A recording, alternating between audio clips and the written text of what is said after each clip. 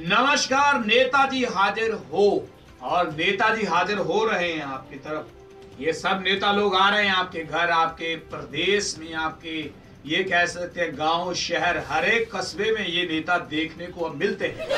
तो आप बड़े ये कह सकते हैं भाग्यशाली हैं कि सब नेताओं को आप बहुत नजदीक से देख पाते हैं, लाइव सुनते हैं। नहीं तो अक्सर ये सब नेता लोग जो हैं टीवी के ऊपर देखने को मिलते हैं, टीवी के ऊपर ही इनकी बातें चलती हैं और लाइव सुनने का मौका बहुत कम मिलता है। लेकिन अब अगर बात करें उत्तर प्रदेश की, तो उत्तर प्रदेश में इन दिनों किसी भी चौपाल में जाकर के, किसी भी प्रदेश के किसी भी गांव में जाकर के, किसी भी शहर में जाकर के आप अगर खड़े होंगे तो आपको कहीं ना कहीं से लाउड स्पीकर की आवाज में कोई ना कोई बड़ा राज्य मंत्री, कोई ना कोई बड़ा नेता अपने स्टाइल में भाषण देता नजर आए। लेकिन आज बात करेंगे डिंपल यादव की, जो अखिलेश यादव के साथ ये कह सकते हैं कि यादव परिवार की बहू है। अखिलेश यादव के जो पत्नी है, इनकी बात करेंगे। और अखिलेश यादव की पत्नी सांसद भी हैं, तो बहुत बड़ा इनका जो ओहदा है उत्तर प्रदेश की सियासत में, बहुत ये कह सकते हैं अच्छे कद्दावर नेता है, अच्छी पकड़ है।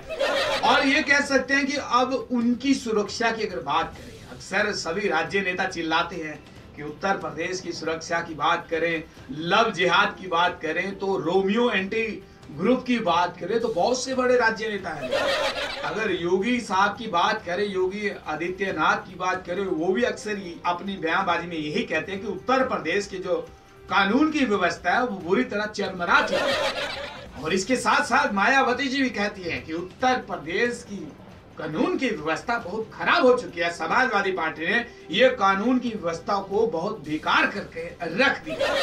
तो डिंपल यादव की सुरक्षा के साथ खिलवाड़ हो गया। खुदे मंत्री हैं और खुद ही उनकी सुरक्षा के साथ बड़ा खिलवाड़ देखने को मिला। इससे ये कहा जा सकता है कि उत्तर प्रदेश की सियासत में एक औरत वाकई बहुत मुश्किल और परेशानी में है सुरक्षा के लिहाज से। तो उन्होंने अपने मंच के ऊपर से बहुत सी अपीलें की और धमकी तक दे दी, लेकिन वो सब अपीलें धमकियां बेअसर हुई। इलाहाबाद की बात है, उत्तर प्रदेश के सीएम अखिलेश यादव की पत्नी हैं और सांसद हैं डिंपल यादव।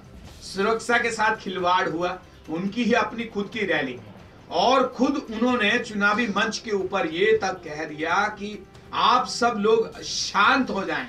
और बहुत से लोगों को ये अपने स्टाइल में धमकाने की बात की, अपना नाम दीजिए, हम भैया को आपका नाम देंगे।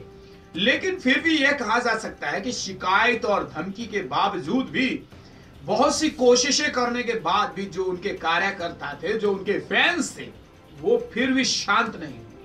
और माहौल ऐसा बनता चला गया कि डिंपल यादव को खुद ही लग रहा था कि मैं यहाँ सुरक्षित नहीं हूँ।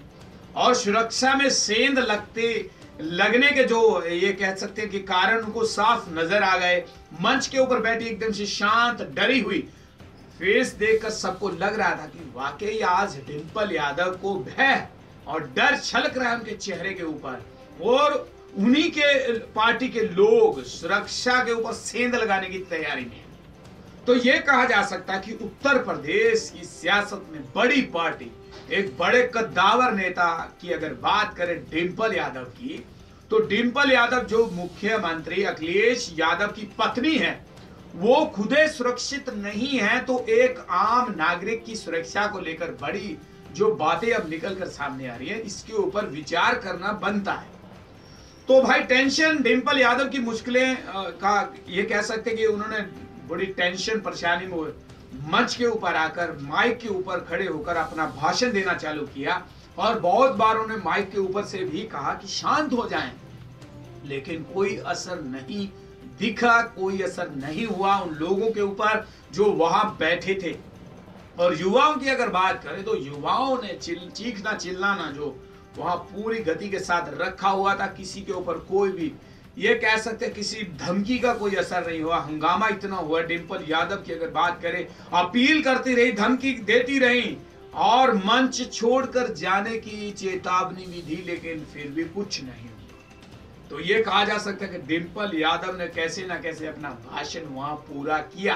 क्योंकि अगर बात करें तो मीडिया की भी बात अक्सर सुननी पड़ती है। इससे पहले अगर बात करें तो एक रैली में पीएम साहब के भी बहुत से फैंस आगे चिल्ला रहे थे, तो माइक के ऊपर पीएम साहब ने भी कहा था कि बहुत खुशी है, बहुत अच्छी बात है कि आप सब लोग बहुत दूर दूर से चल करके आए हैं, तो जगह कम पड़ने की वजह से आपसे पहले माफी चाहते हैं।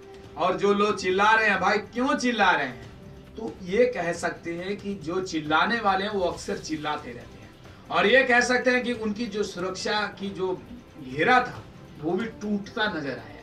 लेकिन वही नहीं, सुरक्षा की अगर बात करें, लाचार सुरक्षा कर्मी, और ये कह सकते हैं कि उनकी गाड़ी के पास भी जो सुरक्षा का घेरा वो तोड़कर उनके जो फैंस से कार्यकर्ता थे उनकी गाड़ी को घेर के आगे एक गाड़ी लगाकर उनकी गाड़ी को रोक दिया गया। तो ये एक बड़ी सुरक्षा की बात है। महिलाओं आखिर कितनी सुरक्षित है उत्तर प्रदेश में? बहुत से राज्य नेता चिल्ला चिल्ला कर कहते हैं कि भाई हमारे प्रदेश में तो इतनी सुरक्षा है, इतनी सुरक्षा है कि क्या कहें। लड़की रात में जाए दिन में जाए कोई टेंशन की बात नहीं। लेकिन अभी ये जो बयानबाजी देख रहे हैं, ये जो न्यूज पढ़ रहे हैं, सुन रहे हैं, इसके ऊपर अब पढ़ने के बाद ये लगता है कि वाकई अगर योगी जी की बात सुने तो वो भी सच्ची कह रहे हैं कि भाई उत्तर प्रदेश की कानून की व्यवस्था जो बुरी तरह चरमरा चुकी है।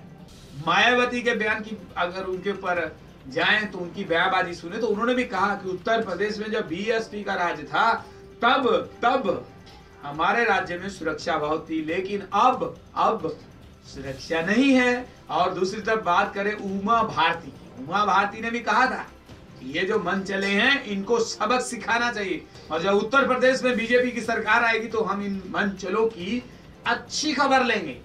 तो ये कहा जा सकता है कि डिंपल यादव की सुरक्षा के साथ खिलवाड़ हुआ, कल देखने को मिला।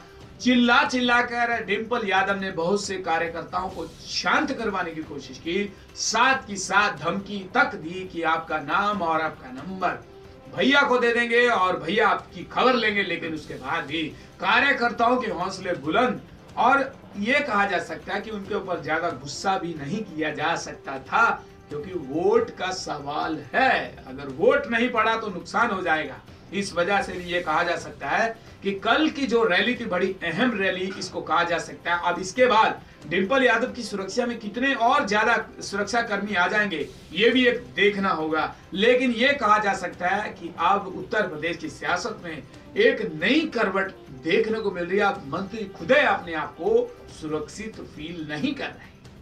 तो हर खबर के ऊपर पैनी नजर बना करके रखेंगे आज न्यूज वाला के ऊपर। ये आपके लिए खास शो है, नेताजी हाजिर हो। और नेताजी हाजिर हो रहे हैं, चाहे उत्तर प्रदेश की बात कर ले, उत्तराखंड की बात कर ले, गोवा, पंजाब, और आज बीएमसी के चुनाव भी हैं महानगर पालिका के मुंबई में, वहां भी नेता सब हाजिर हो रहे हैं जैसे यहाँ हाजिर हो रहे हैं। तो सब नेताओं की खबर, सब नेताओं की बातें इस मंच के ऊपर आपको सुनाने के लिए परमजीत पहुंचता रहेगा। और आप सबको बहुत बहुत धन्यवाद, आप सबकी बहुत बहुत ये कह सकते हैं कि प्यार की बात करें तो इतना प्यार हमारे इस चैनल को मिल रहा है। सब्सक्राइबर की बात करें तो सब लोग हमारे चैनल को सब्सक्राइब करते हैं, आपका बहुत बहुत धन्यवाद करते हैं। और कोशिश करेंगे इस चैनल के माध्यम से आपको देश और दुनिया की तमाम न्यूज आप तक पहुंचाएं। एक एक खबर के ऊपर पैनी नजर बना करके रखेंगे और कोशिश करेंगे कि कोई भी खबर छूट ना पाए, आप तक अवश्य पहुंचे। तो अब मुझे दीजिए इजाजत, बाकी की न्यूज देखने के लिए आप बने रहें आज न्यूज वाला के साथ। नमस्कार।